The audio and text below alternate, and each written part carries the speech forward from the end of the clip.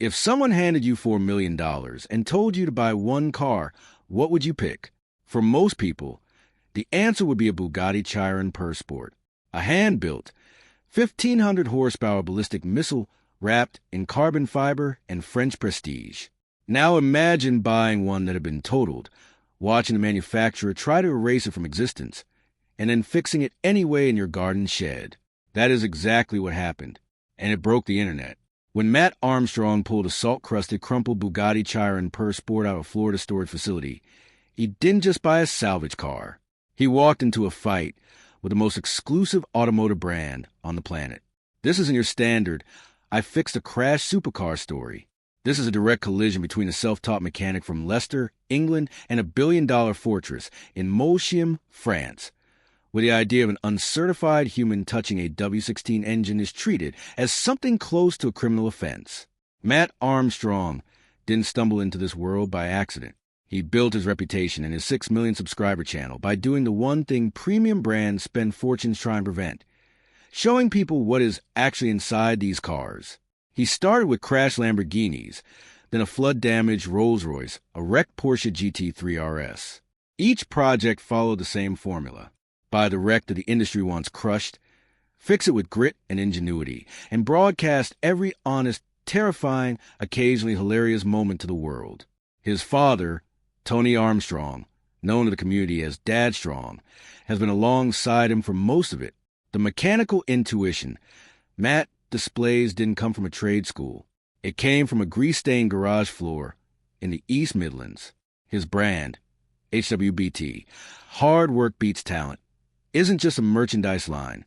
It is a genuinely accurate description of how everything he has ever built came to exist.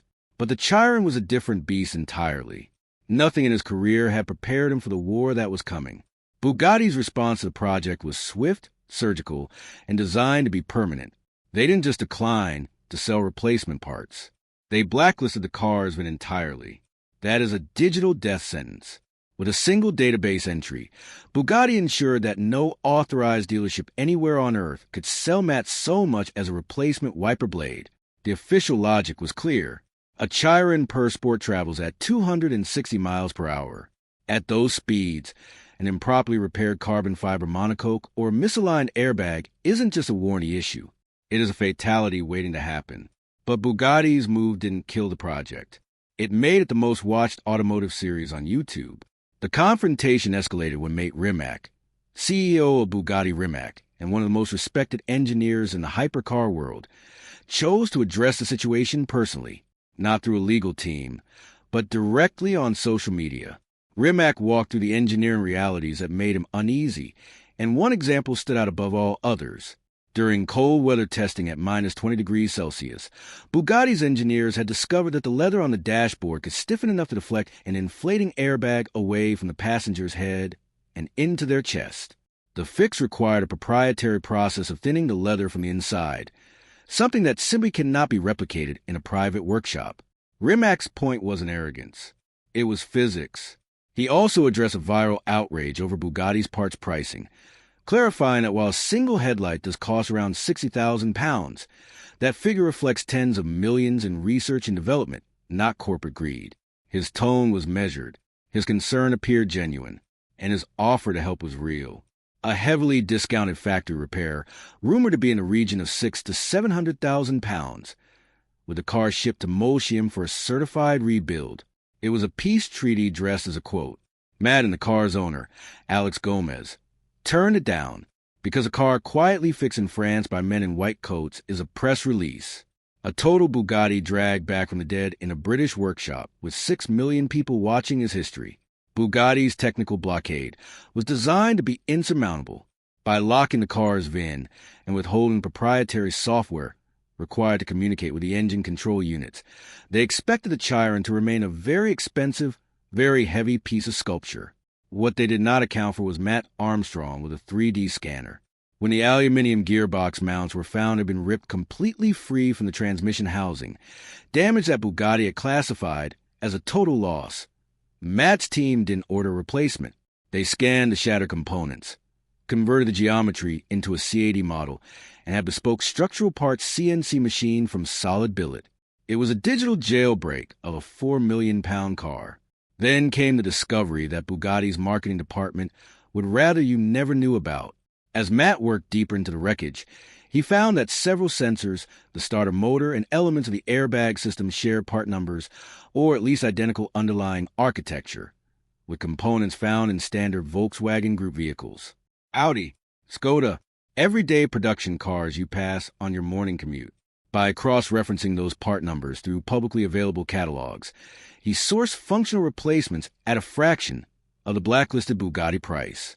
The mythology of the bespoke hypercar took a quiet but unmistakable hit. Rimac had famously stated that the Chiron's chassis could only be separated into its two halves using proprietary jigs at one of just two facilities in the world. Matt's response was a roll of furniture dolly, the kind typically sold for moving wheelie bins, under the drivetrain and have his dad hold a floor jack. The million-pound powertrain separated cleanly from the cabin tub. The two locations on Earth, myth died on a workshop floor in Leicester, and 6 million people watch it happen in real time. On the 9th of March, 2026, after months of corporate obstruction, custom fabrication, and relentless public pressure, Matt Armstrong climbed into the carbon fiber cockpit of a car that the world's most powerful hypercar CEO had declared irreparable. He turned the key. For a moment, nothing. Then the W16 engine caught. It didn't cough. It didn't sputter. It roared. Loud, raw, visceral, and completely unauthorized. 16 cylinders and 4 turbochargers, shaking the walls of a shed that had no business holding a machine of that magnitude. The sound ripped across every social media platform on the planet within hours. Rimac's Counterstrike had failed. The Blacklist had failed. The myth of the untouchable hypercar had failed. A man in a hoodie, standing in his family's workshop, had just done what a billion-dollar corporation swore was impossible. It would be easy to reduce this story to David versus Goliath, shed builder versus billionaire. But the real stakes run deeper than one car and one YouTube channel. Bugatti's position is not unreasonable. They are a company legally and ethically bound to their own engineering standards. 500 people paid full price for a Chiron because they were promised the safest, most refined hypercar ever built. Every publicly documented shortcut taken on a Salvage example, every welded housing, every cross-referenced Volkswagen part, chips away at that promise. From Molsheim's perspective, Matt Armstrong isn't a folk hero. He is a liability risk doing 200 miles per hour on public roads. But Bugatti made a strategic miscalculation that no amount of engineering brilliance could undo. By treating the car's owner as a custodian rather than proprietor, and by attempting to digitally erase a vehicle from existence rather than engage transparently, they handed Matt the most powerful narrative in modern car culture. The story was no longer, can he fix it? It became, why won't they let him?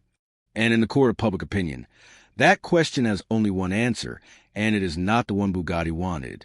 As of mid-March 2026, the Chiron Pur Sport runs. Whether it will ever return to Bugatti's service network is irrelevant. It won't. Whether it will ever be invited to a Concours d'Elegance is equally irrelevant. It won't be. In Bugatti's internal systems, this car will carry a salvage designation for as long as those systems exist. But in the world outside Molsheim, calculus is entirely different. A Matt Armstrong Bugatti, documented start to finish, rebuilt transparently and against explicit wishes of its manufacturer, may carry more cultural weight than a factory-perfect example ever could. It is a physical record of one of the most watched engineering stories of the decade. Mate Rimac has left the door slightly open. He has acknowledged the sheer scale of what Matt accomplished, even while maintaining that the car remains a safety unknown. The future of this particular rivalry may not end in litigation. It may end in something far more uncomfortable for both sides. A grudging, unspoken mutual respect between a man who builds hypercars for kings and a man who resurrects them in a shed.